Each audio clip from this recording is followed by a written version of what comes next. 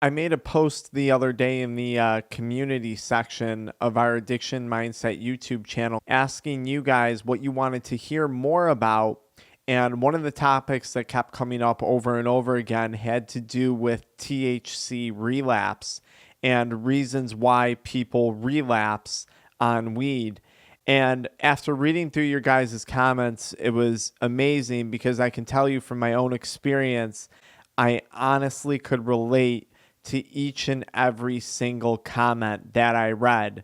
And in today's video, we're going to spend some time breaking down those comments, talking about relapse, and talking about solutions and mindsets for each of those comments. Because I'm here to tell you guys I've been through it before.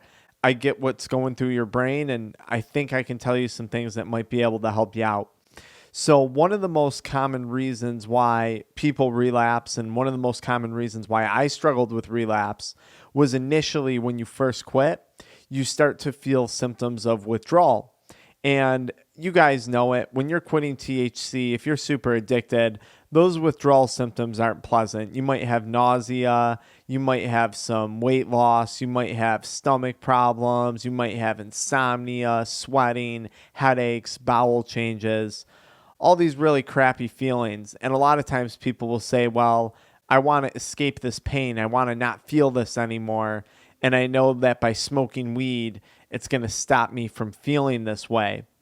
And I made this mistake a million times. This is one of the main reasons why my quitting journey took so long, because I couldn't get through the withdrawal symptoms. And this goes for both nicotine and weed. And I think the mindset that a person needs to maintain to overcome this is we have to stop viewing the drug as the solution to the problem. Rather, we have to start to view that drug as the reason for the problem that we're experiencing. Because if we're going through withdrawals and we're telling ourselves, oh, if I just grab for some weed, it's going to stop these feelings of nausea, it's going to stop these feelings, we're now viewing weed as a solution to our problem, when in all reality, weed or nicotine or whatever it is, alcohol, that's the cause of the withdrawals. This drug leaving your body, detoxing your body, that's what's causing these problems. So stop viewing the drug as the solution to your problems and rather start to view it as the cause of these withdrawal symptoms. My second piece of advice on this, and this one is kind of a sadder story about me. When you're going through withdrawals and you're choosing to quit an addiction, the ball is still in your court. Like, you're in charge. You're saying, I'm quitting today. I'm going to face withdrawals for a few days or a few weeks, and I'm going to get better. There's a finite end to these withdrawals. Like, there's going to be a day where you feel better. With addiction, you don't get to choose. Like, if you stay addicted for however long, there is no end in sight. There is no end game to this. Right? People could stay addicted for up to 9 years like I did, or they could stay addicted for a year. But the nice thing is about quitting, when you choose to quit and you choose to go through those withdrawals, just remember there's an end to this. There is no end to an ongoing addiction. Maybe there is, and maybe it's a sad ending for some people. Maybe that ending isn't sad. At least the other side of withdrawals might be sobriety, which could have a really, really, really happy ending. And the other last piece of advice I have on getting through withdrawals, well, two more pieces of advice when it comes to withdrawals and relapse, is you're choosing to go through these withdrawals. So you're actively choosing to quit a substance, and you're choosing to experience these withdrawal symptoms, which is good, because eventually at some point in life, you're probably going to have to face some degree of suffering from this addiction. It's fairly inevitable in some cases, okay? And like, I'm going to use nicotine as the example. I didn't want to face the nicotine withdrawal symptoms, so I kept using and using and using until now, I got health complications of it. Now I got pain from osteoporosis. I freak out every time I have a dental problem because I chewed tobacco for so long. I got some blood pressure problems that I'm dealing with, all issues that I eventually had to face because these issues became so problematic for me. Like, my bones hurt, my muscles hurt, like, my jaw bleeds easily. There's problems. I guess what I'm telling you is you can either deal with the withdrawal problems now on your own terms, on your own accord, or you can wait for addiction to create a set of problems that you might not be able to ignore. And now suddenly you're not going to be in control of how you respond to these problems, these bigger problems, because withdrawal is a very, very, very minor set of problems to have, especially when you're experiencing withdrawal on your own terms. When you drag out an addiction at a point, it's no longer on your terms. And last tip on withdrawal, celebrate the withdrawal symptoms. Really, I mean that. This is a sign of that addiction leaving your body. And this is addiction trying to do everything it can do to suck you back in. And I just want you to celebrate that. It's a victory. You're winning, okay? Another common reason people relapse is because they actually start feeling really good. And I've fallen victim to this before. You're a few weeks sober, a few months sober. Maybe you make it like I did, a full year off of nicotine products. And you say, damn, I feel good. I feel really, really good. And your confidence is going up. And you get so confident in yourself, you start to say, I'm just going to have one more hit. I'm just going to have one more. Just one more. And you say, I'm in control. It's going to be different this time. This time around, it's going to be different. And for some reason in that addicted part of your brain, this thought occurs. And that thought is very specific. The thought is, if I have one more, I'm going to take this good feeling and I'm going to make that even better. One more hit, one more drag. It's going to make this good feeling that I've worked so hard to achieve even better. And I think we hold on to this idea or this imagery because we never came to terms with the fact that this substance, towards the end of our use with it, was no longer enhancing our lives. I think all of us here who have struggled with THC addiction or nicotine addiction or alcohol addiction or any one of these addictions, there was a point in our life where we truly felt that it was adding value, that it was enhancing our quality of life. And if we don't let go of that, if we don't come to terms with that, that's where I think down the line, when you start feeling good, you'll get that thought of, oh, if I use again, if I smoke again, if I take another hit, I'm going to feel even better. So we have to make sure that we've come to terms with the mindset that just doesn't happen.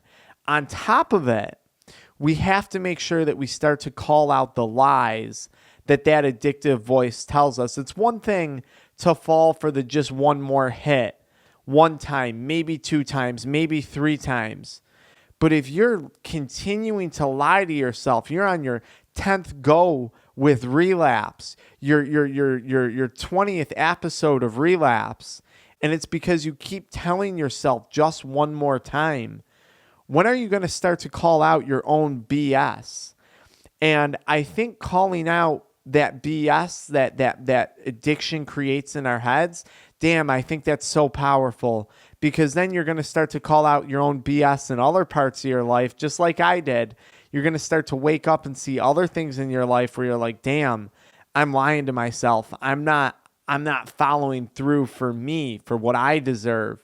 And I think that's really, really powerful, calling that out. So be on guard. Be on guard for when you start feeling good. And I have one more tip on that about feeling good. We've been so addicted for so long in many cases, we don't know how to properly process emotions. We don't know how to process sadness. We don't know how to process stress. We don't know how to process feeling good and feeling joy.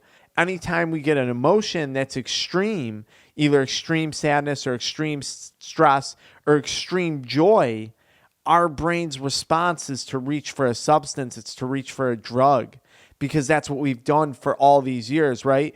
You use nicotine to celebrate. You use weed to celebrate, but you also use nicotine or weed every time you're depressed. This is a perfect opportunity to pause, hit the brakes, and develop new ways of coping with both good and bad emotions. Another common comment that I saw in here was boredom. People often relapse for boredom. And guys, we've beat the nail over the head on the channel about boredom. I tell people all the time when you're coming into your sobriety and recovery, remember, addictions, weed, nicotine, alcohol, it doesn't cure boredom, okay? In my opinion, you're just not out there doing enough to keep yourself entertained, to keep yourself satisfied. Boredom and that feeling of boredom is your brain craving something more. It's your body's way, your brain's way of telling you want something more out of your life. So for me, I filled in my boredom by making YouTube videos, making TikTok videos, by building a company revolved around helping people quit nicotine, weed, and porn. I got hobbies. I got things that I can constantly put my time and effort into. So if you're coming home every night and you're bored, and that's when you're used to smoking or drinking or doing whatever, you need to start to find other activities or other things that you can pursue. Okay? Start watching YouTube videos on stuff. Maybe you want to get into stocks. Start watching YouTube videos. Learn how to get into the stock market. Learn how to invest. There's great information out there. Maybe you want to learn about nutrition or getting healthier.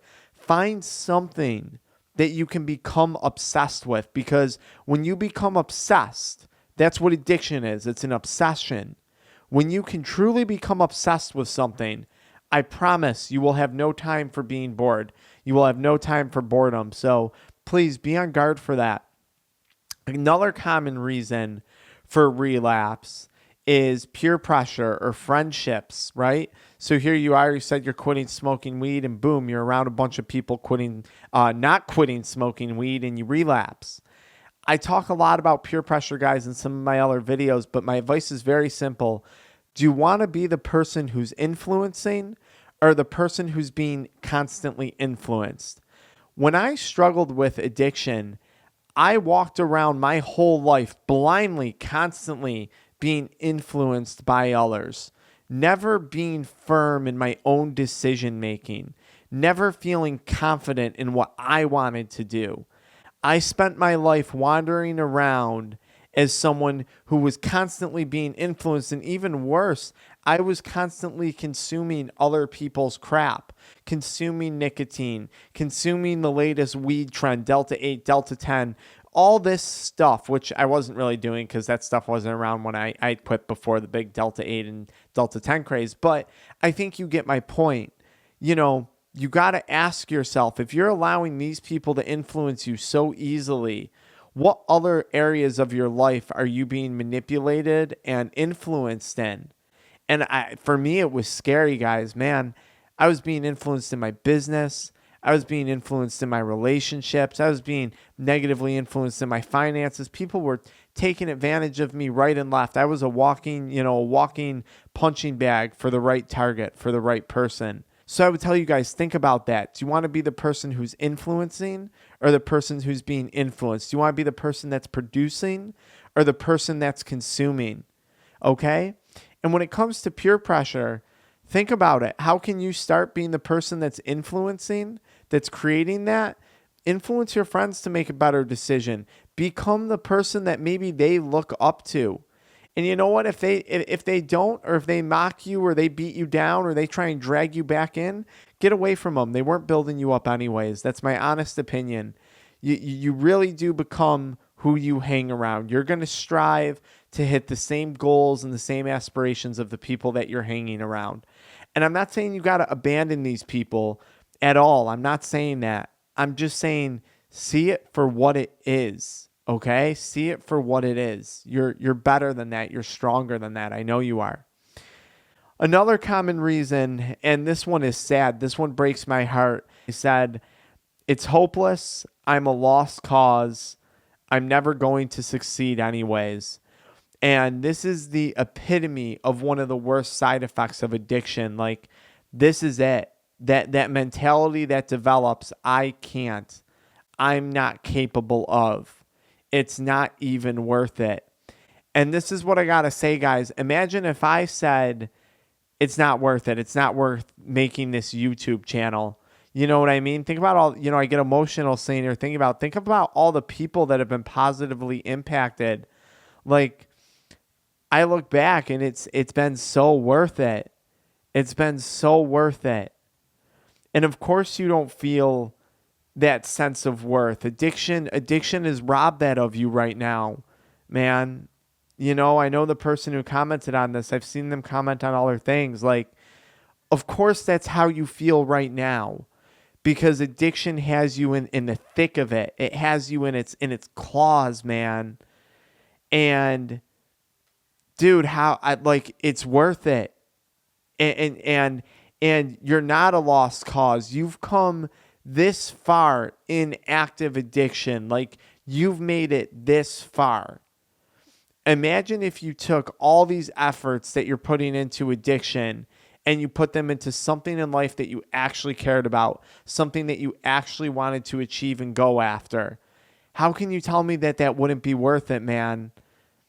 I bet you'd go accomplish some incredible things, but I get that feeling, especially after going through multiple episodes of relapse. I know what it feels like to say, like, I'm hopeless. I'm never going to succeed in quitting.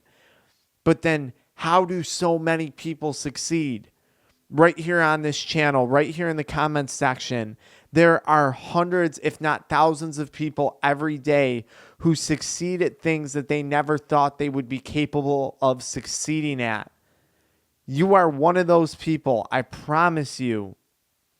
I promise you. The reason why you're feeling this way is because addiction, it's got its claws around you.